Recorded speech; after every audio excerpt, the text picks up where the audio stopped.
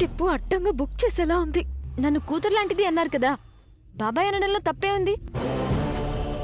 పరిసిచ్చే టైంకి భరణి గారు వెళ్ళిపోయారు. ఇంటికొచ్చాక ఇవ్వచ్చులే అని తిరిగి వస్తుంటే రౌడీ వెధవులు నా వెంట పడ్డారు. సమయానికి ఆంజనేయుల్లా వచ్చి నన్ను కాపాడారు.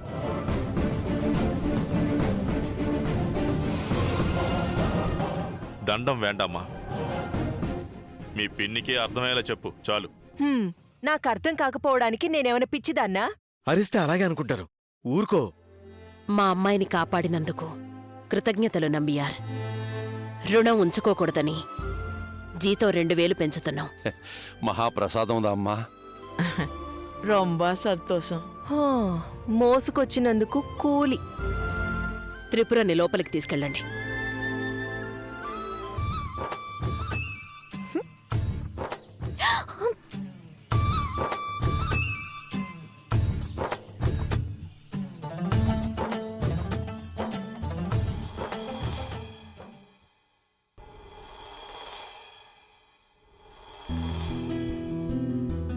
అమ్మాళే, ఆ వేడి నీళ్లుదా పట్టుకురా, నంబివాడికి కాపడం పెట్టు. వస్తా అన్నా.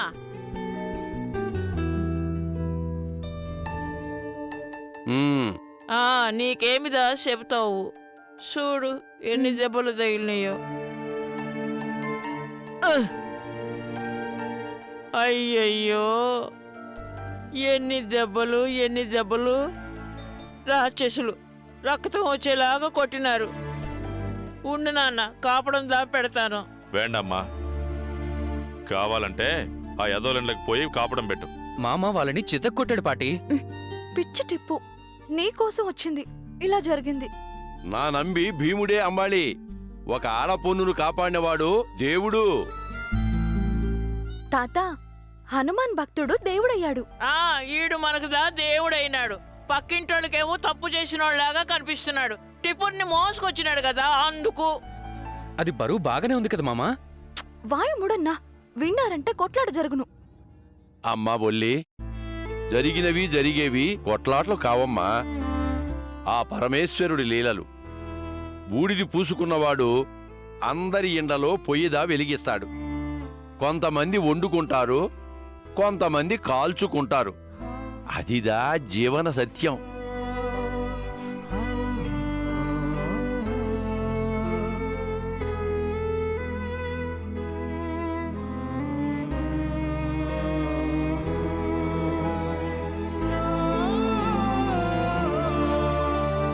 నొప్పిగా ఉందా?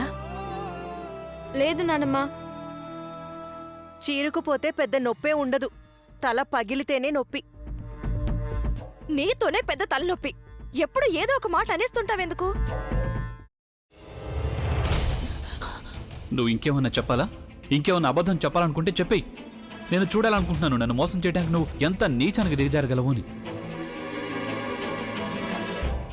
ఎందుకు ఆలియా, ఎందుకు నువ్వు ఇలా చేసావు?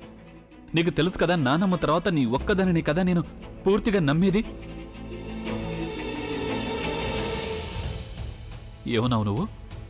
ఈ మధ్య అన్నిటినీ మర్చిపోతున్నావా? అది చాలు.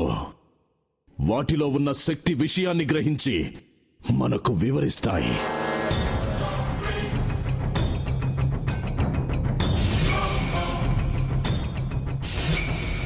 ఎవరు ఆ దండ విప్పొద్దు, గది తలుపులు తెరవద్దు.